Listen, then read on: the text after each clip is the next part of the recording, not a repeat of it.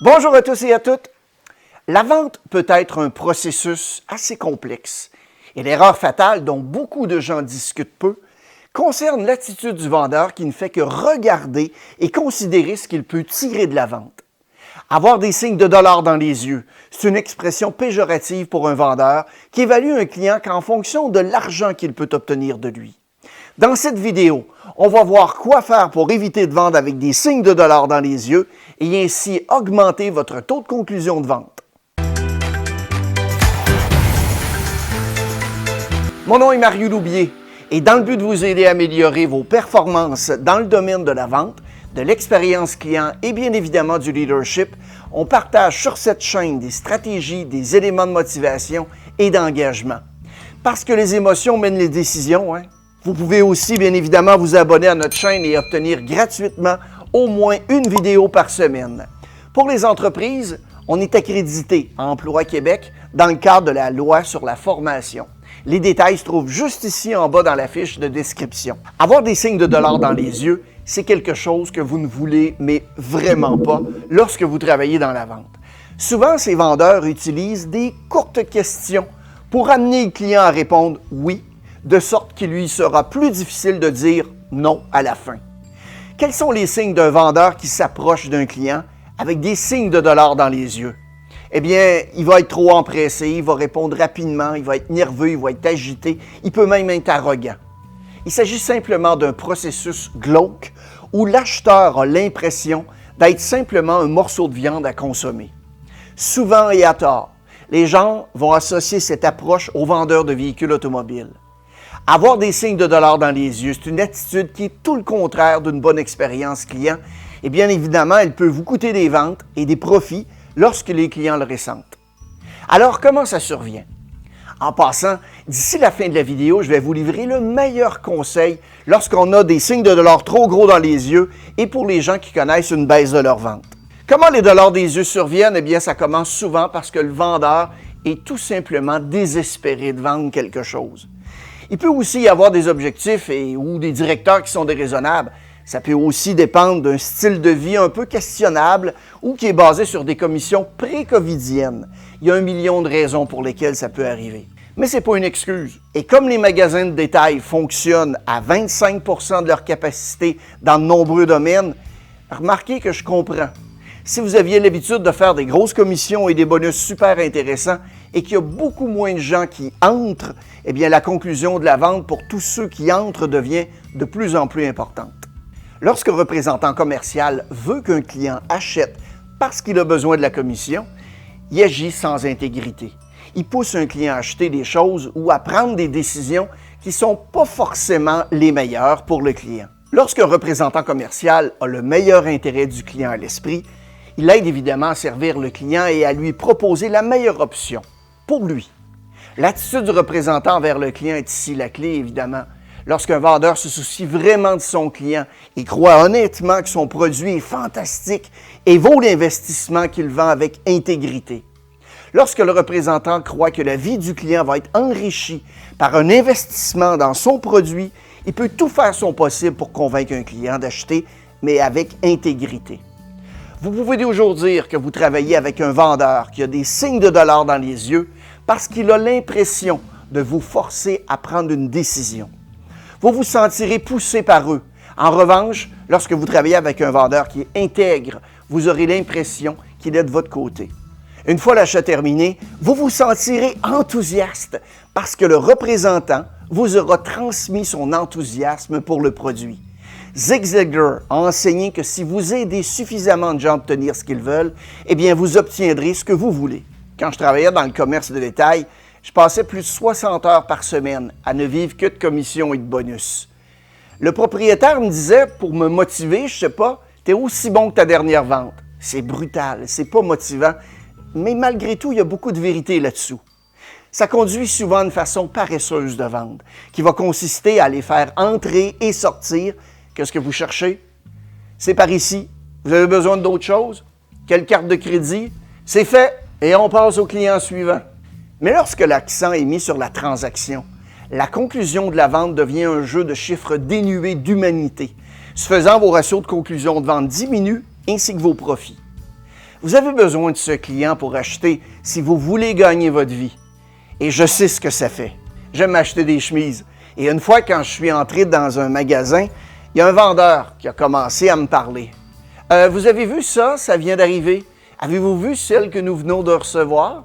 Oh, et celles-là sont à 20 % de réduction. Après une avalanche de questions, j'ai dû lui dire, oh, monsieur, laissez-moi tranquille, s'il vous plaît. Et avec un peu d'observation, il aurait pu m'engager d'une autre manière que de penser qu'il allait, d'une manière ou bien d'une autre, me convaincre de faire un achat dans son magasin. Son but aurait dû être de me faire discuter, d'échanger avec lui et de me rendre assez à l'aise pour me faire essayer une nouvelle chemise. Son esprit transactionnel qui consiste à essayer de faire bouger les choses a un impact sur de nombreux commerces en ce moment. Si les clients voulaient simplement acheter quelque chose, ils utiliseraient leur téléphone, leur ordinateur, mais il y a une raison pour laquelle ils sont dans votre magasin. Ils ont soif de contact humain pendant cette pandémie. Je comprends et bien sûr, je respecte la nécessité de maintenir une distance sociale et tenir compte des limites de chacun.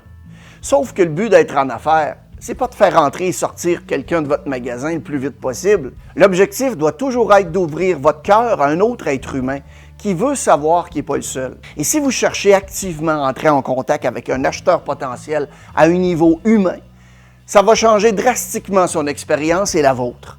Commencez par la curiosité en vous demandant pourquoi ils sont entrés dans mon commerce? Pourquoi aujourd'hui? Qu'est-ce qui les pousse à risquer leur santé en sortant de chez eux? Si vous vous retirez et laissez un peu d'espace à un être humain pour parler à un autre être humain, alors le monde va s'ouvrir devant vous. C'est la voie à suivre pour vendre davantage dans votre entreprise. Ne récompensez pas le désespoir de vos vendeurs si vous êtes directeur. Ça ne sert personne, surtout pas votre client. De nombreux commerçants entendent dire « Vous devez faire en sorte que votre magasin physique ressemble davantage à une entreprise en ligne. Il suffit d'avoir vos produits les plus populaires au meilleur endroit. De cette façon, un client peut entrer, parler à personne, régler sa note et repartir. Un contact minimal, c'est pas le but. Si c'est ce que votre client veut vraiment, encore une fois, il peut vivre cette expérience chez lui. Je vous garantis qu'après avoir travaillé personnellement avec des grands détaillants au cours des derniers mois, je sais que votre client désire une relation réelle et détendue avec une bonne expérience de vente. Il n'y a aucun mystère sur ce qui nous lie à une personne et à une marque. Il s'agit d'être plus humain. Ce qui nous a détournés de la période pré-COVID, c'est l'ancienne façon de vendre qui enseignait aux vendeurs d'offrir une poignée de main et de forcer un accueil. Bonjour, mon nom est Robert et vous êtes? Avec la pandémie qui fait rage, personne ne voudra plus serrer la main dans un avenir assez rapproché. La clé pour faire plus de ventes est simplement d'être plus humain. Débarrassons-nous des signes de dollars dans les yeux et développons un processus de vente vraiment humain. Si vous êtes un vendeur ou une vendeuse et que vous pouvez sentir venir les signes du dollar dans vos yeux, voici le processus pour changer votre attitude. Premièrement, rappelez-vous pourquoi vous avez commencé à vendre votre produit. Pourquoi est-ce que vous avez pensé que ça valait vraiment la peine de consacrer votre temps et votre énergie? Pourquoi êtes-vous vendu envers ce produit ou service? Deuxièmement, regardez les clients dans les yeux et rappelez-vous qu'il s'agit de quelqu'un, c'est une mère, une sœur, une épouse, un frère, un mari. Traitez-les comme vous traiteriez les membres de votre famille. Ne les considérez pas comme un salaire, mais comme une personne qui pourrait tirer profit de la possession de votre produit ou service. Troisièmement, commencez à établir des relations plus étroites, par distance au rapport humain, afin de mieux connaître les gens et essayer de leur offrir ce qu'ils veulent et ce dont ils ont besoin. Quatrièmement, on en a parlé plus tôt, soyez curieux. Demandez-vous pourquoi cette personne est dans mon magasin en ce moment même. On se préoccupe trop souvent de notre objectif, notre bonus ou notre besoin de conclure la vente au lieu de se concentrer sur la nouvelle opportunité qui se trouve droit devant nous. Zig Ziglar nous l'a dit précédemment, hein? Cinquièmement, servez d'abord. Le désespoir, l'anxiété viennent du sentiment qu'il faut absolument faire une vente. Si vous suivez un processus qui vise à établir des rapports et à servir en premier, la vente va se faire d'elle-même. Sixièmement, ralentissez. Le simple fait de laisser la vente prendre un peu plus de temps pour vous permettre de connaître un peu mieux le client et de trouver des points communs, ça va vous détendre. Et à ce stade, le client va vous parler souvent de l'ensemble de son projet au lieu que vous ayez besoin de lui demander précisément ce qu'il recherche. Ça va vous permettre de développer des relations et de réaliser aussi des ventes beaucoup plus importantes.